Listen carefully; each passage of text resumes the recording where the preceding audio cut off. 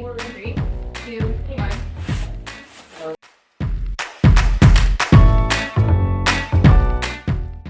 Every day someone's doing something different. So you have spine boarding over here, they're suturing over here, they're figuring out who the, where the blood came from for criminalistics, they're looking at x-rays.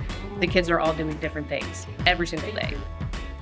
It's helped me learn about situations that I could be in. I know how to do CPR, I know how to stitch people up. It's very fun in this class and makes me feel a lot more confident in my future career choice. On this class, I like how independent everything is and just how I can work with my partners to just learn and do the activities. It's really cool because you can explore different healthcare careers, like there's therapeutic services, sports medicine, biomedical engineering, EMT.